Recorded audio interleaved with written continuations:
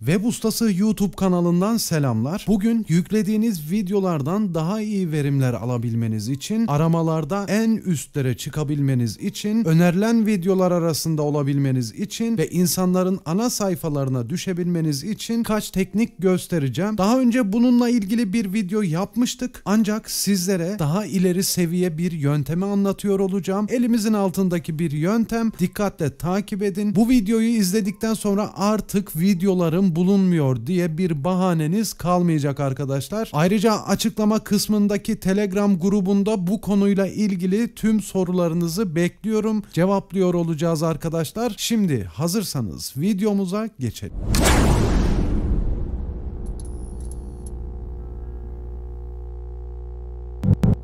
Arkadaşlar çok uzağa gitmenize gerek yok. Aslında benim videolarımdaki açıklama kısmından bazı bölümlerden yani teknikten esinlenerek video aramalarında nasıl çıkarsınız bunu göreceksiniz. Yani abartısız bir açıklama, sonuca yönelik bir açıklama her zaman işinize yarayacaktır arkadaşlar. Şimdi YouTube bu açıklama bölümünü bize neden veriyor? Arkadaşlar tüm araştırmalar sonucunda izleyicilerinin bu video açıklamasının birçoğunu okumadığını tümümüz biliyoruz. Yani %80'lik izleyici kitlesi eğer açıklama kısmında bir link, yararlı bir bölüm vermiyorsanız video açıklama kısmına bakmıyor. Daha çok video başlığına ve küçük resminize bakarak videonuzu izliyorlar. En azından önerilen videolarda. Arama sonuçlarında bu durum böyle. Peki bizler bunun sonucu olarak nasıl bir video açıklaması yapmalıyız? Kesinlikle burası 5000 karakter diye 5000 karakteri de anahtar kelimeyle doldurmayacağız. Son videomda aslında şunu yapmışım. Sonuca yönelik yani beni sonuca ulaştıracak, aramalarda bulunmamı sağlayacak, önerilmemi sağlayacak. En fazla 5-6, en az 3 anahtar kelime kullanmışım. Bunu tüm video açıklamalarımda görürsünüz. En fazla 1-2 cümledir arkadaşlar. Ben bu anahtar kelimeleri nasıl buluyorum? Arkadaşlar öncelikli kullandığımız yöntem biliyorsunuz ki YouTube aramaları. Bununla ilgili video yapmıştım. Bu yüzden bu konuya değinmeyeceğim. Şimdi sizlere kullandığım ikinci yöntemi anlatıyor olacağım.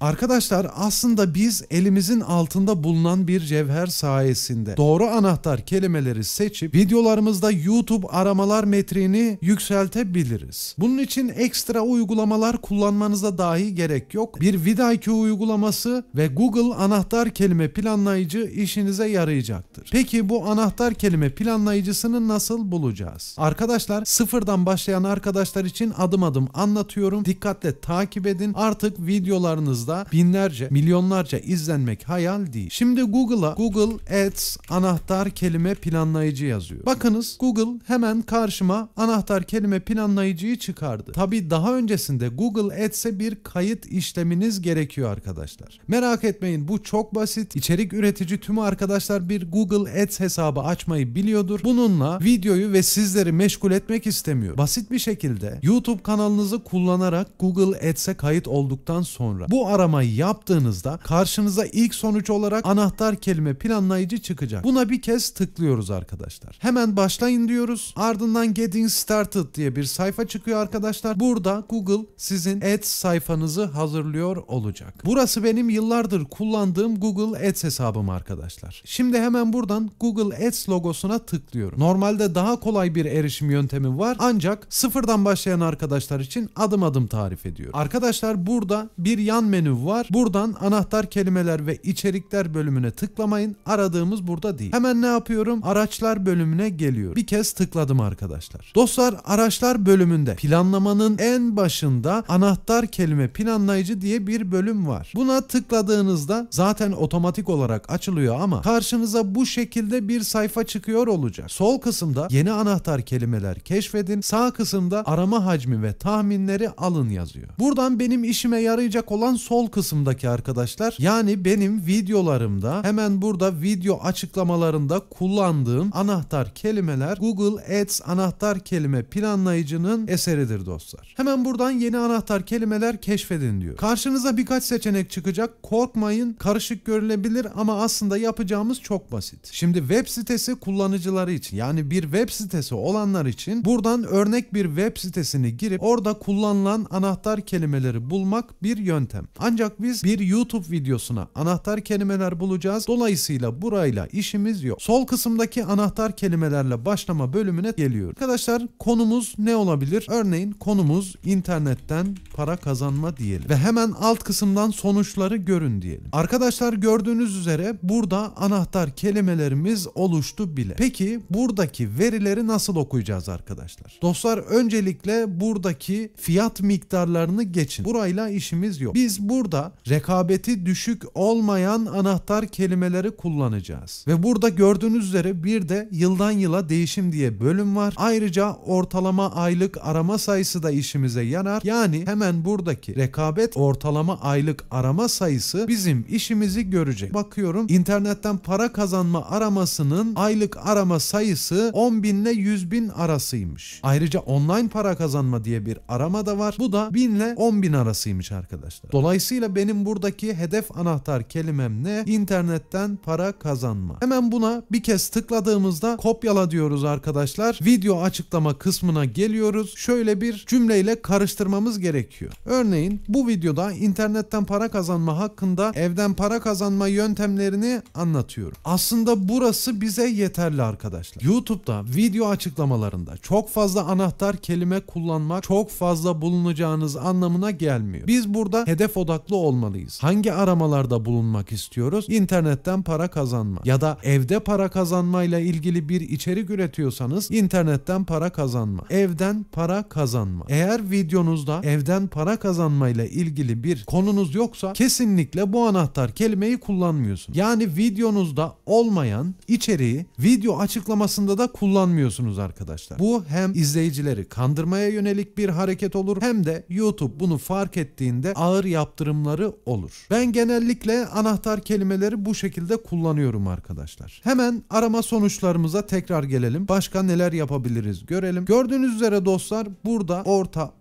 orta diye devam ediyor. İstediğiniz anahtar kelimenin sol kısmındaki kutucuğa tıklıyorsunuz. Buradan kopyala deyip gelip YouTube sayfanızda açıklama kısmına yapıştırabiliyorsunuz. Şimdi bu bir yöntem arkadaşlar. Bir de çok daha fazla kafanızı karıştıran video etiketleri bölümü mevcut. Şimdi bu videonun tüm etiketlerini siliyorum arkadaşlar. Dostlarım en kolay yani acemi diyebileceğimiz bir içerik üretici vidIQ uygulamasıyla bu etiketleri bulabiliyor. Şöyle ki ana konumuz neydi? İnternetten para kazanmaydı. Hemen buraya yazdığımda eğer Google Chrome'unuza vidIQ ekliyse yani YouTube kanalınızda da oturumu açıksa zaten internetten para kazanmayla ilgili en çok aranan sonuçları bize burada veriyor olacak. İnternetten para kazanma yolları, tekrar internetten yazdım, internetten nasıl para kazanılır gibi. Daha fazla sonucu da burada görebilirsiniz arkadaşlar. Videonuzda içerik olarak izleyiciye ne verdiyseniz burada etiketler bölümünde kullanabilirsiniz. Bu vidIQ kullanan arkadaşların penceresi dostlar. vidIQ kullanmayanlarda bu öneriler çıkmayacak. Ayrıca burada da etiket önerileri bulacaksınız arkadaşlar. Ve etiketleri ekledikçe yanlarında bir klik çıkacak. Daha sonrasında etiketleri yenileyin dediğinizde burada da yine etiket önerilerini alıyor olacaksınız. vidIQ'nun etiket mantığı bu kadar basit arkadaşlar. Bu videomuzda ne verdik? Hem açıklama kısmında kullanabileceğiniz, başlıklarda kullanabileceğiniz, anahtar kelimeleri nasıl bulabileceğiniz hem de yine etiketler bölümüne vidIQ yardımıyla bu etiketleri nasıl yerleştirebileceğiniz. Tabii ki sadece vidIQ'ya bağlı kalmayın dostlar. Kendinize özgü etiketler girmek aramalarda sıralamanızı yükseltecektir. Gördüğünüz üzere burada zaten hacimler bulunuyor arkadaşlar. Tabii ki her videomuzda aynı etiketleri kullanmayacağız arkadaşlar. Her videomuzda genelden özele doğru anahtar kelime ve yine genelden özele doğru etiketler kullanabiliriz. Şimdi etiketlerin ne işe yaradığını da sizlere daha detaylı şekilde anlatacağım arkadaşlar. Bunun için bir Google makalesinden yararlanacağız. Arkadaşlar videonuzda kullandığınız bu etiketler başlık, küçük resim ve açıklamaya göre videonuzun çok daha az bulunmasını sağlıyor. Bakın hemen burada da Google gerekli açıklamayı yapmış dostlar. Etiketlerin videonuzun keşfedilmesine olan katkısı çok azdır. Burada da yazıyor dostlar. Ancak daha detaylı bilgiyi buradan alabilirsiniz. Az önceki değindiğimiz bir konu. Videonuzun açıklamasına fazla sayıda etiket eklemek spam, yanıltıcı uygulamalar ve dolandırıcılıkla ilgili politikamıza aykırıdır. Buna da bir kez tıklayıp inceleyelim dostlar. Peki bu politika politika nelere yol açıyor? Yani bu politikaya aykırı davranmak neye yol açıyor? Arkadaşlar, bu politikanın ihlali para kazanmanızı kapatabiliyor ve en uç noktası kanalınızın ya da Google hesabınızın kapanmasıyla sonuçlanabiliyor. Bu yüzden video ayrıntılarımızı, yani açıklama, başlık, etiket, hashtag gibi ayrıntıları özenle gireceğiz dostlar. Bunlara dikkat ettiğiniz sürece ve bu videoda anlattıklarımı uyguladığınız sürece binlerce, yüz binlerce, milyonlarca izlenmemenizin hiçbir bahanesi yok dostlar. Diğer videolarda görüşmek üzere. Hoşça kalın arkadaşlar.